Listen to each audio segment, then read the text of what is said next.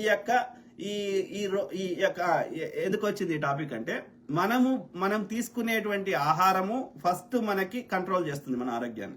Okay, ఏది physical గా శరీరం మీద. అది కాకుండా మన ఆలోచనలు అనేటివి ఉంటాయి చూసినావా, సో అది సైకోసోమాటిక్ డిసీజెస్ అని అంటారు. అంటే బ్రెయిన్ మన ఆలోచనలు బట్టి మన యొక్క హార్మోన్ సిస్టమ్ కానీ, ఇంటర్నల్ ఇమ్యూనిటీ కానీ, న్యాచురల్ ఇమ్యూనిటీ కానీ, ఈ లింఫాటిక్ సిస్టమ్ కానీ, అన్ని సిస్టమ్స్ దానికి ఫుల్ కెపాసిటీ పనిచేయాలంటే మనిషి సంతోషంగా ఉండాలి. సంతోషంగా ఉండాలంటే నువ్వు దొంగతనం చేయకూడదు, అబద్ధాలు ఆడకూడదు, లంచతనం చేయకూడదు, ఏవైతే ప్రకృతి నియమించిందో ఆ నియమాలను పాటించాలి.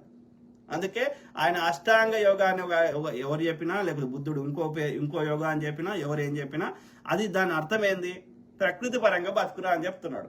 అలాగే ఒక ఆసనాలు ఒకటే పట్టుకున్నారు, మనల్ని ఫిజికల్ యాక్టివిటీ ఒకటే పట్టుకున్నారు. ఫిజికల్ యాక్టివిటీ చేస్తే రక్త ప్రసరణ మంచిగా జరుగుతుంది కాబట్టి మనం తిన్నటువంటి ఆహారం కానీ, ఆక్సిజన్ కానీ అన్ని శరీర భాగాలకు సరిగ్గా అందుతుంది కాబట్టి